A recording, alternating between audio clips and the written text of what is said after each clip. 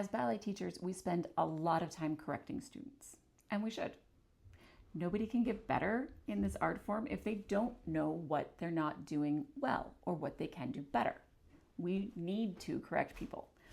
But how we correct people and how we encourage people really are the difference between dancers that thrive and dancers that do well but never feel good about it. It's not a question of talent. It very often is a question of how they have been supported by their teachers and how they have been taught to support themselves. If our classes are only fix this, fix this, fix this, we are triggering a defense mechanism in the brain. It does not matter if you brought donuts. It does not matter if your students feel comfortable making fun of you. Mine do, trust me. It doesn't matter if you've known these kids since they were 6 years old and now they're 16. All of the goodwill that you may or may not have in the parking lot really doesn't help you if your class time is this is wrong, this is wrong, this is wrong, this is wrong. Yes, there are definitely teachers out there who are going to say, but they are wrong, and dancers need to learn the difference between that is wrong and you are wrong. And I agree, humans do need to learn that difference, but how are they going to learn it if we don't teach it? Whenever a human receives criticism, even if it is constructive criticism, even if it is couched in as much encouragement as we can figure out how to do, the amygdala, the part of their brain that is really, really like primitive and really in there and very attuned to danger, gets activated. Anytime a human is criticized, there's always a little bit of fight, flight, freeze that activates. It's just a thing. And we cannot do our jobs well without offering constructive criticism. The missing link here is celebration points. Are we celebrating our dancers, and how are we celebrating them, and how often are we celebrating them? When we celebrate our dancers' progress, when we point it out and we name it out loud in real time, first of all, we are activating the part of the brain that releases dopamine. It's a reward system. Dopamine feels good. We like dopamine. This is how the brain has made sure that humans have repeated positive self-sustaining actions over thousands of years, right? And getting feedback that you have done something well activates dopamine release. And so we start a cycle of positive emotion as opposed to a cycle of shutting down emotions. When our dancers' brains have plenty of dopamine in them, the prefrontal cortex, the part of their brain where learning and critical thought happen, that stays activated. So we are in a continual state of learning. They are better able to integrate information. They are better able to self-evaluate. They are better able to think, what are corrections I have received in the past that I can apply now? It's a more productive brain situation to be in. And it's not just a one-time hit. Like when dopamine is released in the brain because a behavior has been done, the brain wants that again. And so it strengthens that neural pathway. Obviously, I'm not a neuroscientist. If you're a neuroscientist and you would like to clarify what I am saying and explain it better, that's what comments are for. Thank you. I appreciate that. But if I give a dancer specific real-time celebration for doing something, A, they get the in-the-moment dopamine hit. B, their brain is going to go, I want to repeat that behavior. And so the good behavior, whether it is like behavior like manners or focus or staying in their own space bubble, or whether it's behavior like maintaining turnout, the brain wants to do that again. So it might be very different from the way you were taught, and it might feel cheesy or a little bit weird at first, but if we consistently celebrate our dancers' progress, our dancers stay in a mindset of I'm getting stronger, and then they get better faster. Like the benefits become exponential. It's a spiral in the best possible way.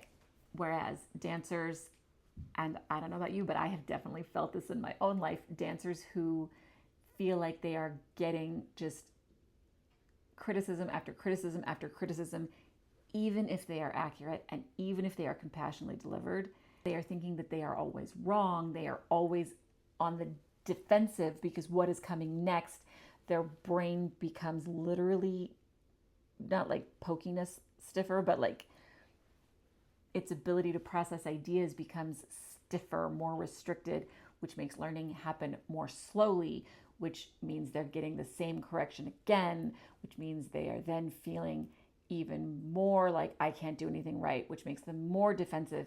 And again, it compounds, but it compounds in the other direction. So whether you are incorporating celebration points or not, you have a spiral happening. I am not talking about lowering your standards as a ballet educator.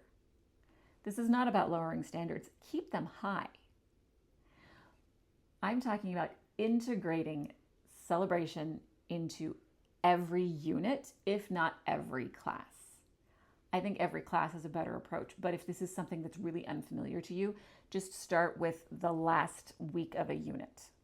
Get yourself used to it, right? It's a new concept for you. You're going to need some time to get used to it as well, because the difference is not lowering your standards. It's that mindset nurturing and confidence building that makes the excellence you're aiming for really achievable.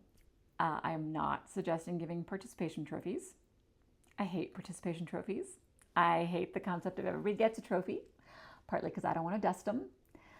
I'm talking about achievement and recognizing growth, not praise for praise sake.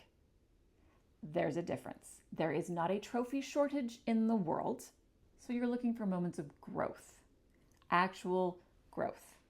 If you don't feel sincere giving this celebration, it's not going to feel sincere to your dancers either. So if you have someone who is a natural turner and they do a triple and you're like, that was a fantastic triple, unless they're having the worst turning day ever, they're going to be like, yeah, I mean, I was pushing for 5. So if you give everybody the same celebration, unless as a class you have been working on the concept, you have been working towards the goal, it's going to feel inauthentic to everyone, right? Let's go back to this triple pirouette concept. If you are pushing to have a class where everybody has consistent triple pirouettes, and at the beginning of the year, some of your kids have rocky doubles and some of your kids already have 4 pirouettes, and you just give celebration about triples, that's not going to ring true to anybody, because the kids who had the genuine growth from rocky doubles to consistent triples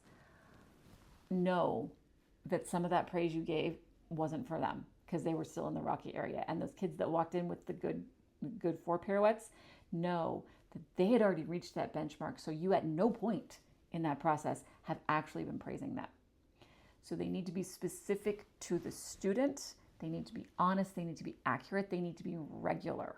The regularity is the part that is hardest for a lot of people, just because this isn't how ballet has been taught.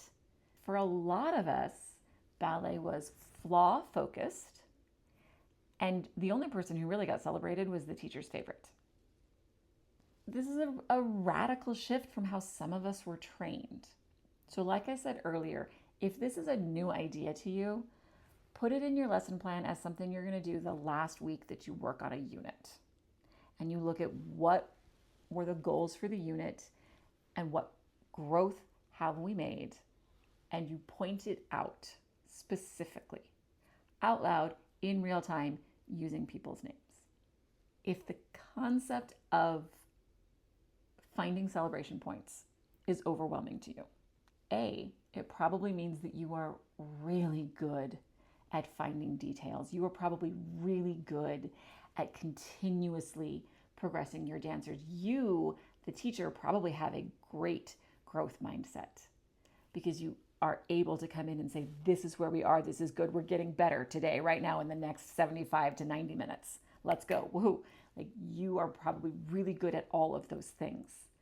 If you need some support finding those celebration points, I have built them into the curriculum that I designed. Every single unit has celebration points for you to use, and that will help you build the skill and build the habit of finding them. You can find information about my curriculum on my website. Whether you use the tool that I've created, whether you do it independently on your own, take the time to regularly find celebration of growth moments. I just call them celebration points because it's faster to say. But if you integrate those into your classes, your dancers will progress more quickly. They will gain confidence. And when you take those two things, progress and confidence, then they are able to reach these amazing goals like summer intensives that felt like crazy goals 2 years ago. No, now we're ready for them. Or professional work, or collegiate work, or doing a solo that would have been just very anxiety inducing a year ago. We can reach these goals because we integrate celebration into our teaching.